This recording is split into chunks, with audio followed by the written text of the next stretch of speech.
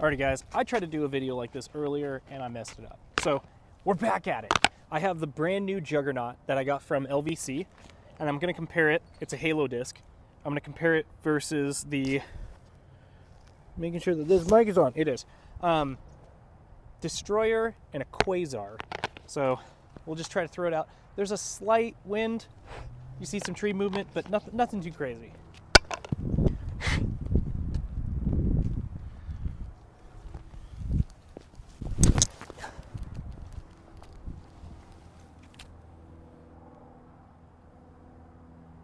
Okay, that was the Destroyer, pretty standard. This is a Quasar.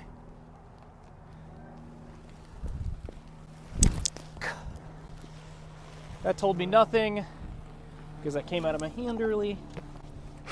And then this is the Juggernaut, which everybody really cares about, so make sure I throw this well. That was good. Lower. Whoa, but you can see the disc. Okay. Whew. All right, let's try some forehands back. I'm gonna try just a little Annie. These shoes are super slick, so I'm just gonna do a one-stepper and not a lot of power because these shoes are terrible. Holds it, fights out. Cool.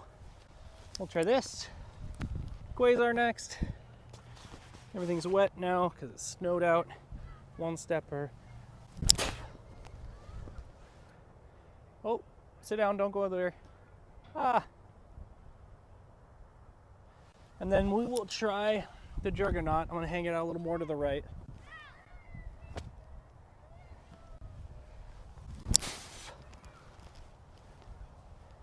And that thing has a lot more hook at the end. Interesting, all right.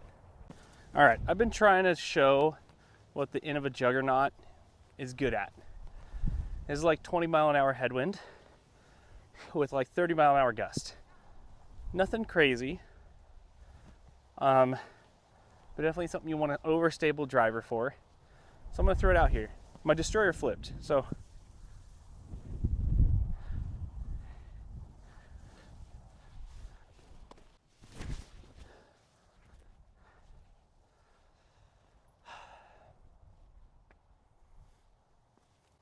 that's what it's for.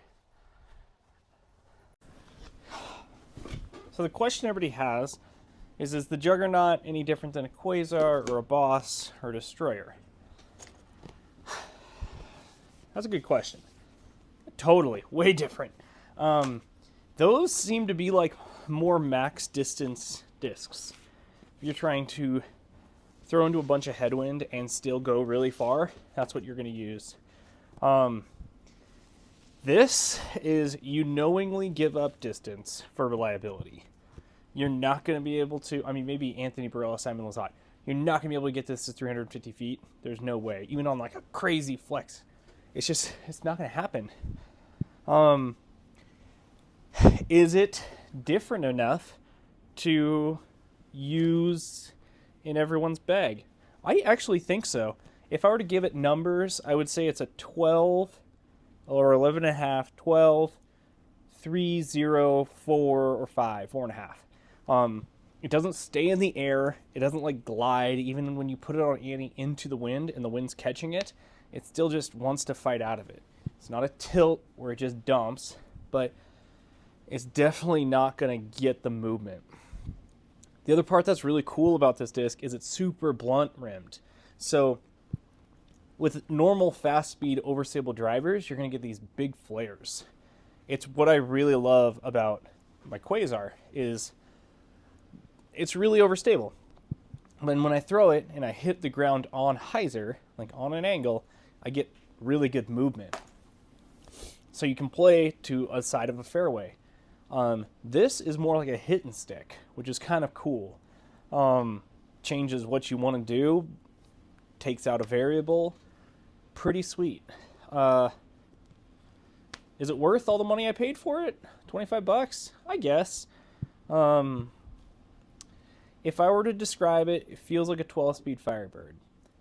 Reliable, can get some distance, and I'm sure when this beats up, this can be a bomber, but until then, it is absolutely not. Even when it lands flat, like you throw it on Annie and it lands flat, it still doesn't get push. It still doesn't get slide. If I were to rate this disc 1 to 10, it's like an 8. It's pretty sweet. It's not for everybody, and it's definitely a utility disc. The same way that a tilt is a utility disc. You're not going to throw this as your main driver. You're going to throw this in situations where either you're going to do a forehand and there's out of bounds on the side and you want to hit and stick, or you're going to do a backhand big hyzer where you just want it to do like a backflip. Great disc. I really like it. I wish we could sell them. But yeah, if you guys have any questions, please leave comments, questions down below. Like, subscribe, and if you didn't like the video, keep it to yourself.